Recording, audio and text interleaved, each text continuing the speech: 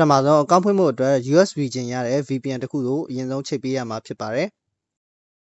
ပြီးရင် description မှာချထားပေးတဲ့ link ကို copy ယူပြီး Chrome browser မှာဝင်လိုက်ပါဒီနေရာမှာလူတိုင်းကတော့ကျွန်တော်အခုပြထားသလိုမျိုးပေါ်မှာမဟုတ်ပါဘူးတချို့အကောင့်တွေကကြတော့ this account isn't eligible ဆိုပြီး error ပေါ်လာတာမျိုးရှိပါလိမ့်မယ်ဒီလိုပေါ်နေတယ်ဆိုလို့ရှိရင်ညာဘက်အပေါ်တောင်းကကိုယ့်ရဲ့ account နာမည်နဲ့ပုံလေးကိုနှိပ်ပြီးတော့မှကိုယ်မှာရှိတဲ့ Google account တွေကိုတစ်ခုပြီးတစ်ခုပြောင်းချိတ်ကြည့်ပါ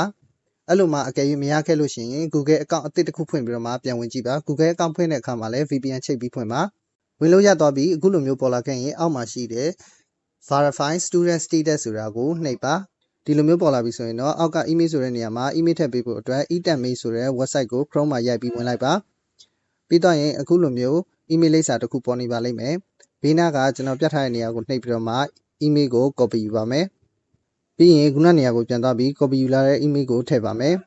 ပြီးရင်အောက်မှာရှိတဲ့ verify ကိုနှိပ်လိုက်ပါ email verify လုပ်ဖို့အတွက်အရှိမဖွင့်ခဲ့တဲ့ eTechmail တွေကိုပြန်သွားပါမယ်ပြီးရင်အောက်ကိုနည်းနည်းဆွဲချလိုက်ပါဒီ no reply Google ဆိုတာလေးကိုနှိပ်ပြီးအောက်မှာရှိတဲ့ကဏ္ဍ6လုံးကို copy ယူပါမယ်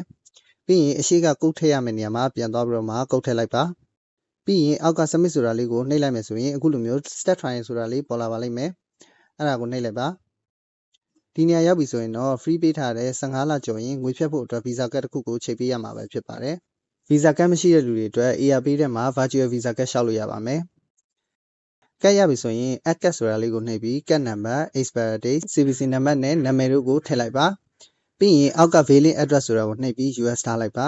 စစ်ကုတ်နေရာမှာကို VPN ချိတ်ခဲ့တဲ့ US ကမြို့နာမည်နဲ့စစ်ကုတ်ကိုထည့်ပြီးတော့မှ save ကိုနှိပ်လိုက်ပါပြီးရင်အောက်က start trial ဆိုတာလေးကိုနှိပ်ပါဒီလိုမျိုးပေါ်လာပြီဆိုရင်တော့ထည့်ထားတဲ့ visa card ကိုနှိပ်လိုက်ပါအောက်ဆုံးမှာရှိနေတဲ့ subscribe ဆိုတာလေးကိုနှိပ်လိုက်ပါမယ် error ပေါ်လာခဲ့ရင်နောက်တစ်ခေါက်ပြန်လုပ်ပါကျွန်တော်လည်းနောက်တစ်ခေါက်ထပ်လုပ်မှရသွားတာဖြစ်ပါတယ်လုံးဝအဆင်မပြေဘူးဆိုလို့ရှိရင်နောက်ကတစ်ခုကိုပြောင်းပြီးတော့လုပ်ကြည့်ပါအခုလိုမျိုး subscribe ဆိုတာပေါ်လာခဲ့ရင်တော့ congratulation မှာ account ဖွင့်တာရသွားပါပြီ